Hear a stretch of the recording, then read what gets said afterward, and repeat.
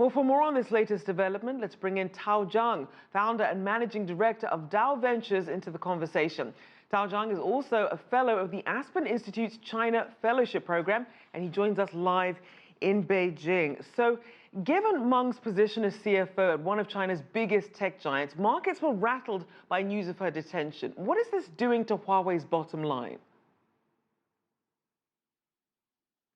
Well, I think this is definitely, well, I wouldn't say it's a surprise, but given the circumstances surrounding the ongoing China-U.S. trade war or trade tensions, I think it's definitely complicating issues. And for Huawei, a global ambitious company, I guess the next step they need to take is to look at this thing either as a standalone basis or looking at this in a bigger scheme of things. But I'm hoping this can get resolved under the circumstances that we are looking at right now. Now, we know that President Trump's national security advisor, John Bolton, told National Public Radio that he knew in advance about the arrest that happened the same day as the 90-day trade truce announcement between the U.S. and China. Now, Bolton did say he wasn't aware if President Trump knew, but does this incident risk upending the truce? Well, there's definitely a risk of, I wouldn't say ending the truce, but definitely complicating what is going on between China and the U.S. right now, because I have seen a lot of speculation or even conspiracy theory surrounding the arrest of Meng Wanzhou and the Huawei's founder's daughter. So I think it's definitely complicating issues, but it really depends what both sides need to do as on a moving forward basis over the coming weeks. I would say I would suggest both sides need to carefully manage what they say, what they do, and what they even tweet about regarding this issue, so as not to complicate the ongoing negotiation or talks between the two sides. So it's not necessarily have to complicate the ongoing thing between China and U.S., but it could if neither side is not managing it carefully. Now, this is also happening as the UK becomes the latest government to limit or block the use of Huawei technologies and its 5G and government networks. So what's driving this trend, and how is Huawei responding?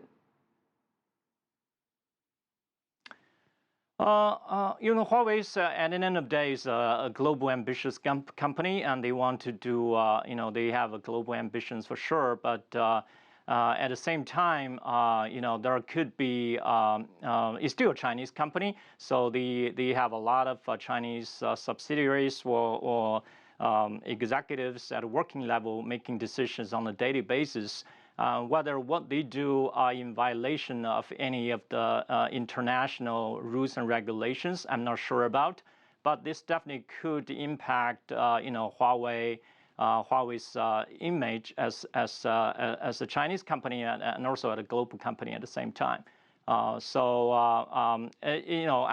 waiting to see what's going to come out, what more detailed information is going to come out of this incident. So but I'm like I said, I'm still hoping it will get resolved sooner rather than later. Now, given how crippling U.S. sanctions were on ZTE, how can other Chinese tech firms perhaps avoid the same fate as this scrutiny increases?